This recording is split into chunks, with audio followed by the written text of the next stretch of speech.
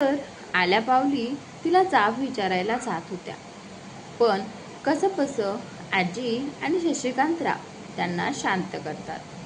आता आपण काहीच करू शकत नाहीस गोदा, शांत हो. पोलीस त्यांचं काम करत आहेत, विश्वास ठेव. उद्यापर्यंत नक्कीच त्यांना त्यांच्या कर्माची शिक्षा होईल. शशिकांतराव आता तिला शांत करतच बोलतात. काय बिघडवलं होतं त्या न जन्मलेल्या मुलांनी? माझ्या दामिनीनी कोणाचं? का तिच्या वाट्याला हे सगळं? मी वंदनाला सोडणार नाही, असंच तिला मी सोडणार नाही. रागातच दात ओठ खात त्या वंदनाला कोसत होत्या. राग अनावर झाला होता आता त्यांना, पण सध्या परिस्थितीपुढे हतबल झाल्या होत्या त्या. अजूनही घरात पूर्णपणे दुःखाचा जो काही वारा आहे तो घोंगावत होता. सगळेच शरीराने तिथे उपस्थित तर होतेच, पण मन मात्र सगळे दामिनीशीच लागून होतं सगळ्यांचं. दुसऱ्या दिवसाची सुरुवात गोखले परिवारामध्ये मात्र दणक्यात झाली होती. सकाळी सकाळी अगदी दिवस उजाडतच होता. पोलीस गोखल्यांच्या दारात उभे राहिले होते. सगळीच गावकरी बाहेर जमली होती.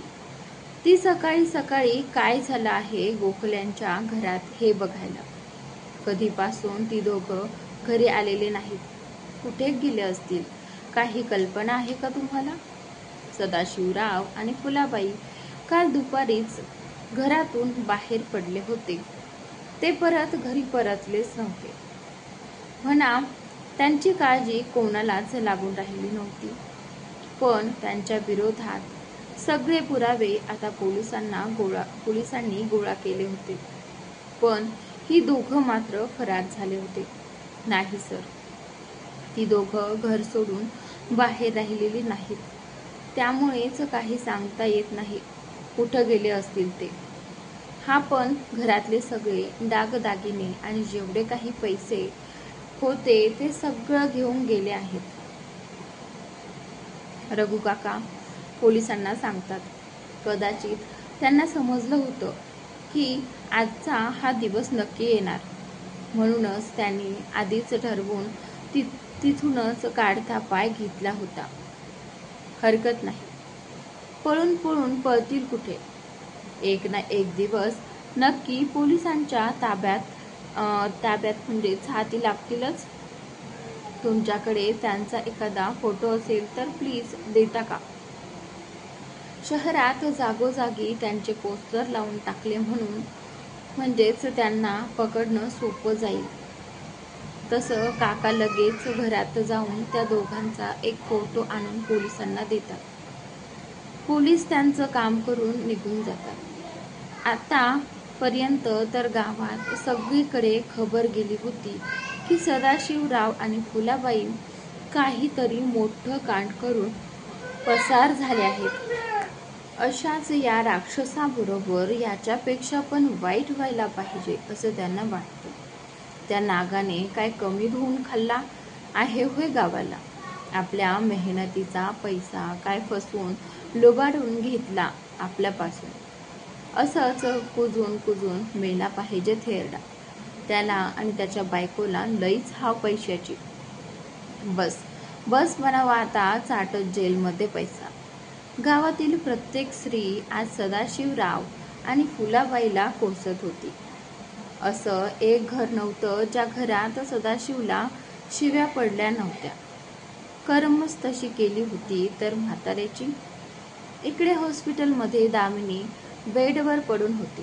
डॉक्टर तिला चेक करत होते, तर अनिल तिच्या शेजारीच तिचा हातात घट्ट धरून बसला होता. आता कसं वाटतंय मिसेस यादव तुम्हाला? काही त्रास तर होत नाही ना? पोटात वगैरे दुखत तर नाही ना? ते बोलतात. आणि त्याच नंतर मात्र आता इथे तिच्या काळजीपोटी डॉक्टर तिला विचारू लागतात. तिला बोलतं करण्यासाठी काही ना काहीतरी तिच्याशी बडबड करत होते, पण तिच्याकडून अगदी झिरो रिस्पॉन्स भेटत होता त्यांना. तसं ते पण एक नजर अनिलकडे बघत नाही मध्ये मान हलवतात. अनिलचा चेहरा लगेच उतरतो. क्षणभर तो तिच्याकडे बघतच राहतो. त्याला त्या सगळ्या दुःखातून तिला बाहेर काढायचं होतं. पण कसं तिचं दुःख कमी करावं हेच समजत नव्हतं. दामिनी तो तिला काही बोलायला जाणार की एवढा वेळ खाली मान घालून बसलेली दामिनी त्याच्याकडे बघू लागते. अजूनही पूर्ण चेहरा उतरलेला होता तिचा. तर ओठात आणि डोळे दोन्ही सुकून गेलेले होते. अगदीच भक्कास दिसत होती ती. मला घरी जायचं आहे. अगदी हळू आवाजात, एवढाच काय तो तिच्या तोंडून आवाज बाहेर पडत होता. अनिल तर तिच्याकडे बघतच राहतो. तर डॉक्टर पण एकदम स्तब्ध होऊन जातात. तिच्याकडे बघतच अनिल डॉक्टरांकडे बघतो. जणू नजरेनेच त्यांना त्यांची परमिशन मागत असावा. I am sorry mister Yadav, पण त्या आत्ताच घरी नाही जाऊ शकत. त्यांना अजून किमान 1 दिवस तरी इथे राहावं लागेल, डॉक्टर बोलतात. तसं अनिल परत दामिनीकडे वळतो.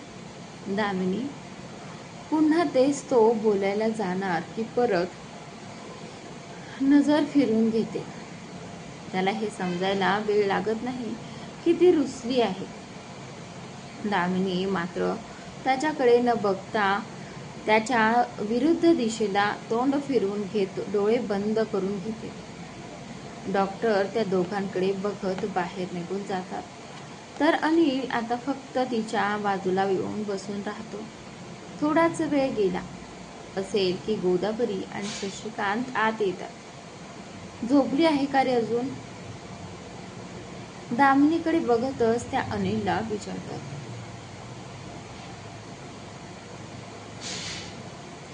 तसा तो पण तिच्याकडे बघतच होकारार्थी मान हलवतो. बस बस असू दे, झोपू दे तिला. जा फ्रेश होऊन ये आणि खाऊन घे काहीतरी. कालपासून काहीच खाल्लं नाहीयेस. सोबत आणलेला डबा बाहेर काढत त्या त्याला बोलवतात. तशी आता कुठे त्याला पण त्याच्या भुकेची जाणीव होते. फ्रेश होऊन आल्यावर तो नाश्ता करायला बसतो खरा, पण घशाखाली घास काय उतरत नाही त्याच्या. कालपासून तिच्या पण पोटात अन्नाचा एक कण गेला नव्हता की एक घोट पाणी प्यायला दिलं होतं तिला. फक्त सलाईन चढवली जात होती तिला. डॉक्टर काय म्हटले आणि दामिनीला घरी कधी घेऊन जाऊ शकतो आपण? त्याच्या विचारांची शृंखला तोडत शशिकांत त्याला विचारतात. तसा भानावर येत तो पण त्यांच्याकडे बघतो. नाही, अजून 1-2 दिवस तरी तिला इथेच ठेवावं लागेल. तर तिच्या तब्येतीत अजून म्हणावा तसा सुधार झालेला नाहीये. जोपर्यंत तिची कंडिशन एकदम स्टेबल होत नाही, आपण तिला घरी घेऊन जाऊ शकत नाही. बोलतच अनिल कसंबस 2-3 घास पोटात ढकलतो. बाद झालं माझं. अर्ध्याहून जास्त जेवण तसंच ठेवून देतो तो. सरळ उठून हात धुवायला बाहेर निघून जातो. इकडे रूमचा दरवाजा बंद होताच दामिनीच्या डोळ्यातून एक चुकार थेंब निसटून तिच्या कानामागे फिरून जातो. अनिल जरी स्वतःला कणखर दाखवण्याचा प्रयत्न करत असला तरी आतून तो पूर्णपणे तुटून गेला आहे हे दामिनीला समजत होतं. आणि आता ती जर नेहमीप्रमाणेच तिचं दुःख कवटाळून बसली, यात अनिल अजून खचून जाणार होता. तो तर होताच तिला सावरायला, पण आता या परिस्थितीतून तिला स्वतःला सावरायचं होतं. आणि त्यासाठीच तिने स्वतःच्या मनाला तयार देखील केलं होतं. आजचा भाग इथेच संपतो. पुढील भाग पाहण्यासाठी चॅनलला सबस्क्राईब नक्की करा.